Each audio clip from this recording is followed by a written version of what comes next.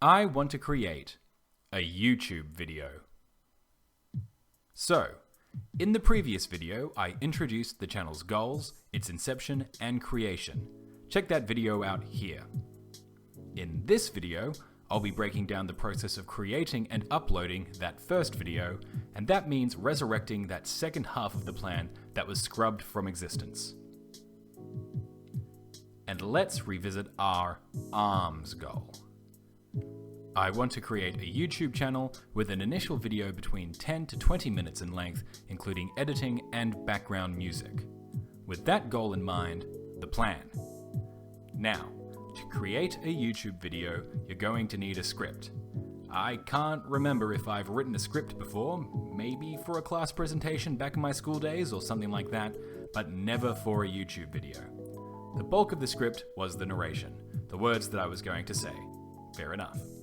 Other things in the script were directions, things like whisper and pause, though the bulk of narration direction was done with spacing, new lines, stuff like that, and ellipses, and some bolding of words to be said in an emphasized way.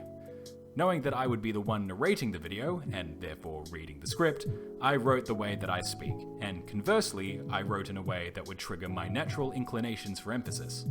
This certainly works for now while this is a solo act, but it's definitely something to keep in mind if I'm ever going to get anyone else to record anything for me.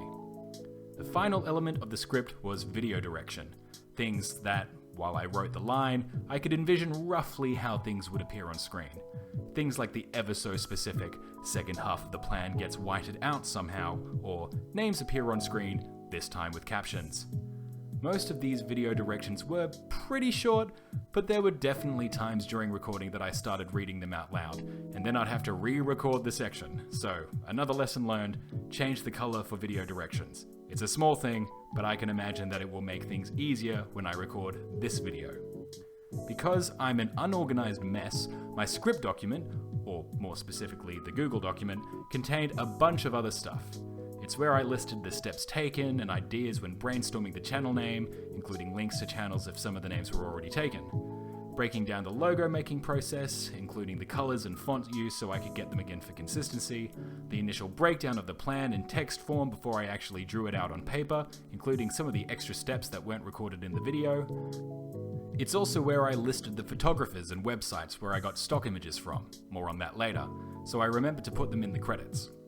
And an extraordinarily basic breakdown of what was done each day, which, more than serving as a reference diary for this in the previous video, though I certainly didn't do it in enough detail, it also helped me realize how much time things take and how many days pass since the project's inception. I also broke things down into solids and gases. Solids being actual deliverables, like a recorded track, editing, actual physical progress, and gases, which were more conceptual, like experimentation, discussion, brainstorming.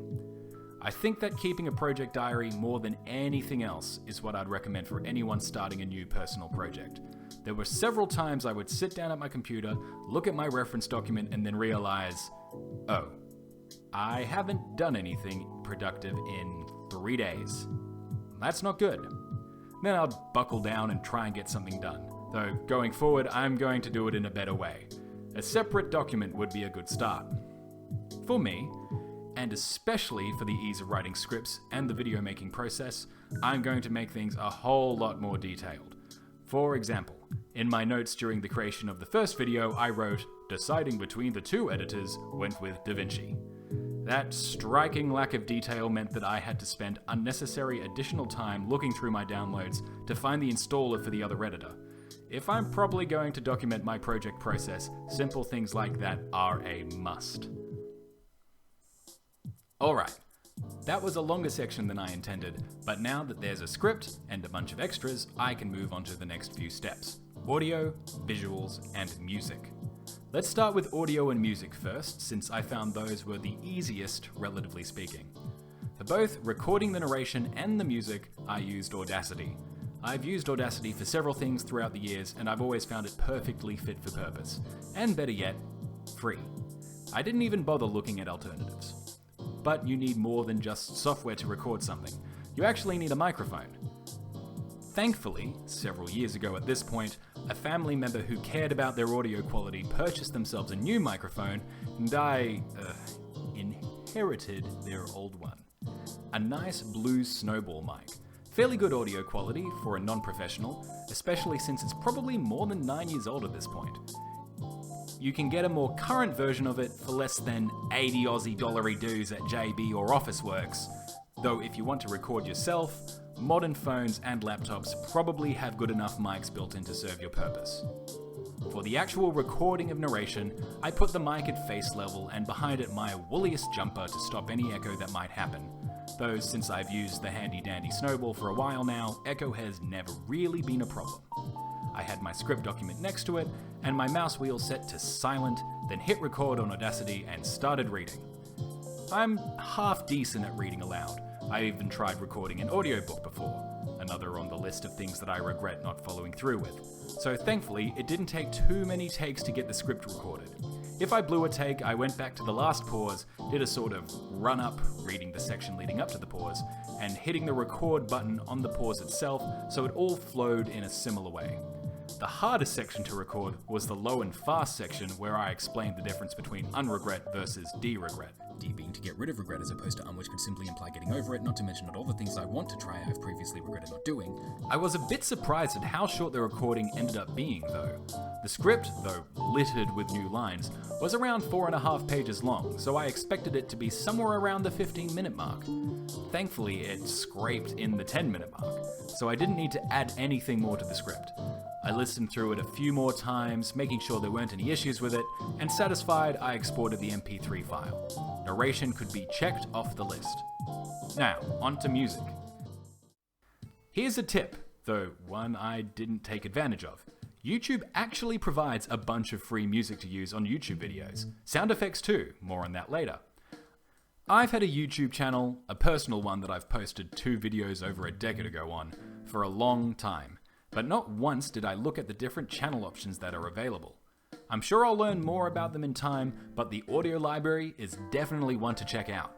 There's over 1,500 tracks, though I only checked out a couple, so if you're worried about violating copyright with your background music, that's definitely a resource to check out.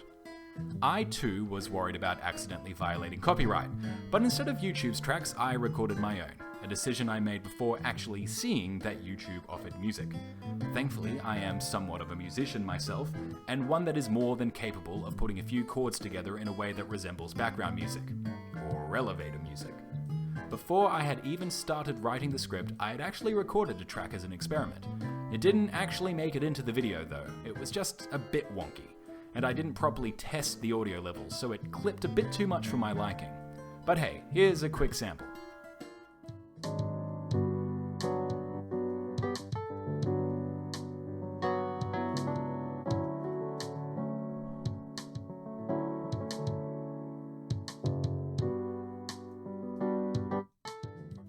I wrote down the chord progression, so I'll likely re-record it in the future to use. My recording setup was a tad more involved than recording the narration. First I got some soundproofing, some basic foam soundproofing that I already had at my disposal. You can find a bunch of it at places for relatively cheap. I placed one on the floor and put my beloved blue Snowball on top of it, then I surrounded it with more soundproofing, leaving one side open. I put my speaker a short distance away, a pretty average speaker mainly used as a foldback, which for those who don't know is a speaker used for band members to hear themselves on stage, not really intended for high audio quality. I then made a tunnel of soundproofing from the speaker to the microphone, and then it's done, ready for recording. To perform the tracks, I have a lovely 88-key Roland keyboard, an older discontinued model. Now, I'm not sure about the newer models, but this baby has everything I need. 185 drum tracks, dozens and dozens of different sounds, including my favorite doo-wop setting.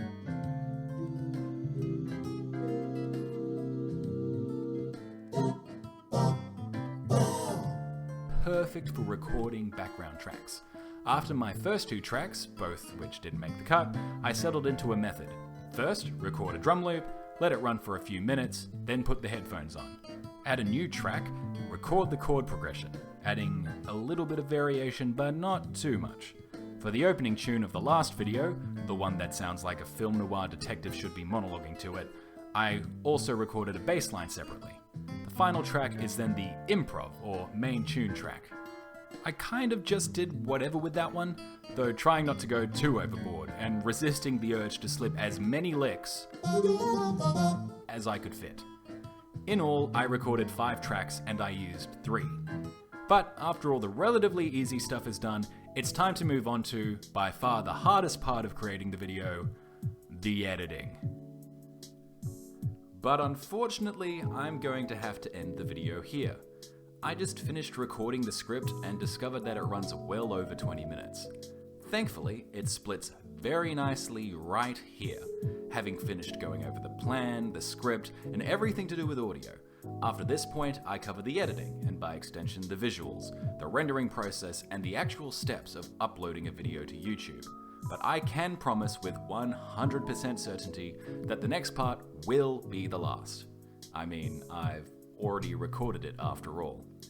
So with that, I'll end this part 1, completely recognizing that part 2 will be making references as though it were released as the second video, which will create a strange disconnect, requiring me to do a bunch of edits where I throw up an asterisk and a disclaimer that it was recorded and written at the same time as this part. But oh well. What is a journey without the unexpected adding that little bit of spice along the way?